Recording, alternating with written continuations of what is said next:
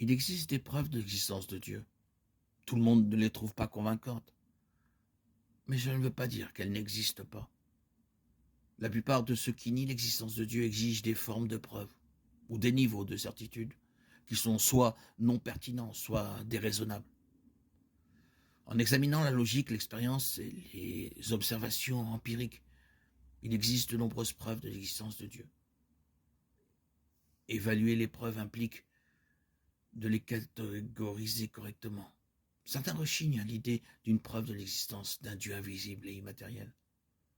Cependant, même les sceptiques les plus endurcis acceptent l'existence significative de nombreuses choses de ce genre, comme les lois de la logique.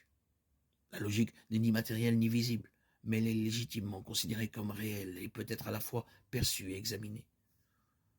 On ne peut pas voir la logique ou le quantifier mécaniquement. Mais cela ne justifie pas une quelconque affirmation utile selon laquelle la logique n'existe pas. Il en va de même à des degrés divers pour d'autres concepts tels que la moralité.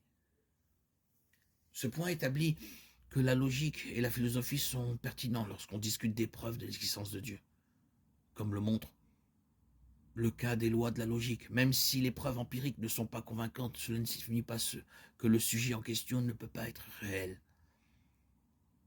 La probabilité que Dieu existe n'est en rien réduite simplement parce que les preuves empiriques sont sujettes à interprétation. Il est au moins possible que quelque chose d'intangible, d'immatériel et de significatif existe réellement. Dans cette optique, il existe plusieurs grandes catégories de preuves de l'existence de Dieu. Aucune ne suffit à prouver que Dieu existe ou que la description que la Bible en fait est exacte.